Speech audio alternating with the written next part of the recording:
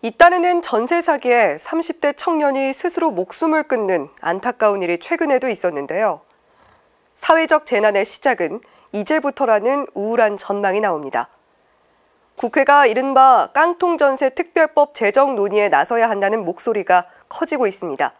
윤재선 기자가 보도합니다.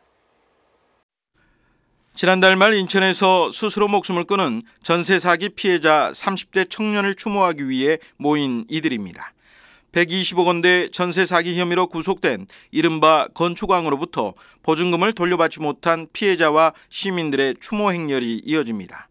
피해자들을 위로하는 손팻말 글귀들이 눈에 들어옵니다. 이른바 깡통전세의 위험이 수면 위로 떠오르기 시작한 건 지난해 하반기부터입니다.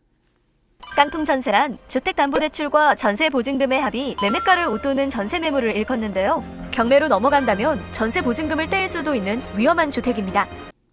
그로부터 올해 2월 정부가 전세 사기 대책을 내놨습니다. 하지만 전세 사기 피해자인 청년의 극단적 선택을 막지는 못했습니다. 정부 대책이 현실과는 동떨어져 있다는 비판이 나옵니다. 저라도 꼼꼼히 모든 걸 확인해도 누구나 깡통전세나 전세 사기 위험은 정말 전문가들도 당할 수 있는 현재의 구조입니다. 정부가 지난 10일 내놓은 추가 대책에도 불구하고 피해자들을 죽음으로 내모는 사회적 재난은 이제부터 시작이라는 암울한 전망마저 나옵니다. 깡통전세에 대한 대책이 아예 없는 상태에서는 그저 자기가 모은 돈을 다 날릴 수밖에 없으니까 막막한 거거든요. 그러면 이제부터 하나둘씩 못 받는 사람들이 계속 늘어날 텐데 이렇게 대책이 없을 때는 정말 재난의 연쇄처럼 끔찍한 일들이 반복될 거라고 저는 누구나 예상할 수 있다고 생각합니다. 피해자 대책위원회와 관련 단체 전문가들은 긴급 구제를 위해 가장 시급한 건 피해자들이 돌려받지 못한 채권을 공공부문이 사들이는 거라고 말합니다. 피해자분들을 구제하는 가장 중요한 정책 중에 하나는 지금 미반환된 채권이 있을 거 아니에요? 그 채권을 그냥 공공이 매입해서 나중에 이제 그 집주인들한테 구상권은 청구하더라도 이제 빠르게 이 미반환된 세입자들한테는 목돈을 빨리 돌려줄 수 있는 제도가 필요한데 이게 지금 제도로는 좀 어렵긴 합니다. 나아가 경매에 넘어간 전세 사기 대상 주택들을 공공부문이 매입해 세입자의 계속 거주권을 확보하는 것도 필요하다고 제안합니다.